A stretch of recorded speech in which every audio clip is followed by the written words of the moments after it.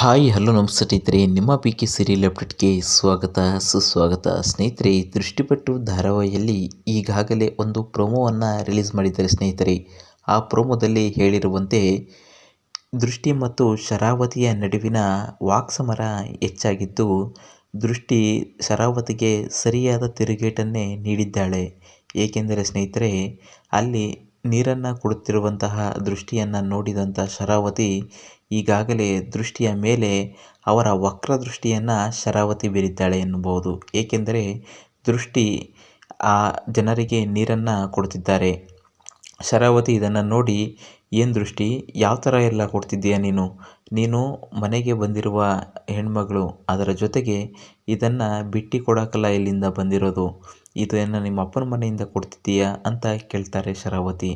ಇದರಿಂದಂತ ಸ್ವಲ್ಪ ಯೋಚನೆ ಮಾಡಿ ಮಾತನಾಡಬೇಕು ಅಂತ ದೃಷ್ಟಿ ಮನದಲ್ಲಿದ್ದರೂ ಕೂಡ ಅವರಿಗೆ ಒಂದು ಸರಿಯಾದ ತಿರುಗೇಟನ್ನು ನೀಡಿದ್ದಾರೆ. ಅದೇನಪ್ಪ ಅಂದರೆ, ಶರಾವತಿ ಅಕ್ಕವರೇ, ಏಕೆಂದರೆ ನೀವು ದೊಡ್ಡವರು ಮತ್ತು ದೊಡ್ಡ ಮನಸ್ಸಿನಿರುವವರು, ನೀವು ಈ ರೀತಿಯೆಲ್ಲ ಮಾತನಾಡುವುದು ನಿಮಗೆ ಶೋಭೆ ತರುವುದಿಲ್ಲ ಎಂದು ಹೇಳಿದ್ದಾರೆ. ಮತ್ತು ಶರಾವತಿಯವರನ್ನು ಈಗಾಗಲೇ ನೀವು ಕೂಡ ಬಡತನದಿಂದ ಹುಟ್ಟಿ ಬೆಳೆದಿದ್ದೀರಾ, ನೀವು ಈ ರೀತಿ ಮಾತನಾಡುವುದು ನಿಮಗೆ ಸರಿ ಕಾಣುವುದಿಲ್ಲ ಅಂತ ಹೇಳ್ತಾರೆ.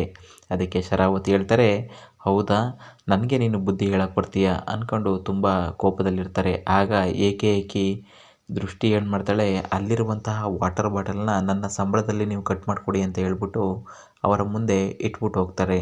ಇದೇ ಸಂದರ್ಭದಲ್ಲಿ ಮತ್ತೊಂದು ಕಡೆ ದತ್ತನ ಜೊತೆ ಈಗಾಗಲೇ ದೃಷ್ಟಿ ಹಲವಾರು ರೀತಿಯ ಮಾತುಗಳನ್ನು ಆಡುತ್ತಿದ್ದಾರೆ. ಏಕೆಂದರೆ ಸ್ನೇಹಿತರೆ, ಆಸೆ ಎನ್ನುವುದು ಎಲ್ಲರ ಮನಸ್ಸಿನಲ್ಲಿ ಹುಟ್ಟುತ್ತದೆ. ಆದರೆ ಪ್ರೀತಿ ಹುಟ್ಟಲು ಹಲವಾರು ರೀತಿಯ ಕಾರಣಗಳು ಬೇಕಾಗುತ್ತದೆ. ಅದರಲ್ಲಿ ಹಲವಾರು ರೀತಿಯ ಕಾರಣವನ್ನು ಈಗಾಗಲೇ ವೀಕ್ಷಕರಿಗೆ ದತ್ತು ಮತ್ತು ದೃಷ್ಟಿಯ ನಡುವಿನ ಚಿತ್ರಣವನ್ನು ಈ ದೃಷ್ಟಿಪಟ್ಟು ಧಾರಾವಾಹಿಯ ತಂಡ ತೋರಿಸುತ್ತಿದೆ ಸ್ನೇಹಿತರೆ. ಇದೇ ವಿಚಾರದಲ್ಲಿ ಈಗಾಗಲೇ ಅಬ್ಬಕ್ಕ ಮನೆಯಿಂದ ಹೊರಗಡೆ ಇದ್ದು ಈಗಾಗಲೇ ದತ್ತುವಿಗೆ ಬೇಕಾದಂಥ ಎಲ್ಲ ರೀತಿಯ ಉಪಹಾರಗಳನ್ನು ದೃಷ್ಟಿ ಸರಿಯಾಗಿ ನೋಡಿಕೊಳ್ಳುತ್ತಿದ್ದಾಳೆ ಮತ್ತು ಮಂಡಕ್ಕಿ ಮಿರ್ಚಿಯನ್ನು ಕೂಡ ಮಾಡಿ ಬಡಿಸಿದ್ದಾಳೆ. ಇದರಿಂದ ತುಂಬ ಖುಷಿಯಾಗಿದ್ದಾನೆ.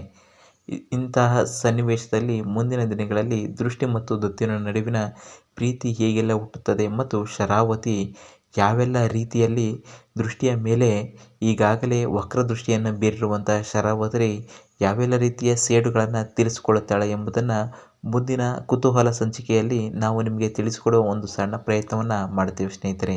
ಅಲ್ಲಿಯ ತನಕ ಇನ್ನೂ ಕೂಡ ನಮ್ಮ ಚಾನಲ್ಗೆ ನೀವು ಸಬ್ಸ್ಕ್ರೈಬ್ ಆಗಿಲ್ಲ ಅಂದರೆ ದಯವಿಟ್ಟು ನಮ್ಮ ಚಾನಲ್ ಸಬ್ಸ್ಕ್ರೈಬ್ ಆಗಿ, ಹಾಗೂ ಇಲ್ಲಿಯ ತನಕ ನಮ್ಮ ವಿಡಿಯೋ ನೋಡಿದ್ದಕ್ಕೆ ನಿಮಗೆ ಧನ್ಯವಾದಗಳು ಸ್ನೇಹಿತರೆ.